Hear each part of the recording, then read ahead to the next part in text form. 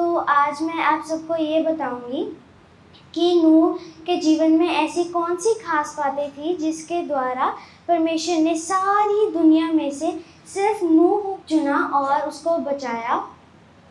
तो उसका पहला रीज़न ये है कि नूह विश्वास के साथ चलता था परमेश्वर के ऊपर।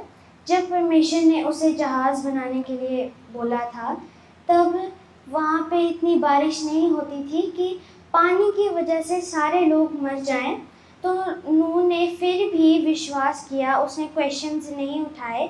नूह ने परमेश्वर पर विश्वास किया और वो जहाज़ बनाना शुरू किया। जब परमेश्वर ने जल प्रलय को पृथ्वी पर भेजा तब सारे लोग मर गए, सिर्फ नूह का परिवार ही बचाया गया क्योंकि नूह के परिवार ने परमेश्वर पर भरोसा किया, इसलिए नूह का परिवार सारी दुनिया में से बचाया गया। और अगर हम भी नूह की तरह ही विश्वास करेंगे परमेश्वर के ऊपर तो परमेश्वर हमें उसके कामों के लिए चुनेगा और नूह की तरह ही हमें बचाएगा। तो नूह के चुने जाने का और ऊंचे किए जाने का और बचाए जाने का दूसरा रीज़न ये है, पहला कुरिन्थियों उसकी 15 की 58 में, इसलिए हे मेरे प्रिय भाइयों, दृढ़ और अटल रहो और प्रभु के काम में सर्वदा बढ़ते जाओ, क्योंकि ये जानते हो कि तुम्हारा परिश्रम प्रभु में व्यर्थ नहीं है।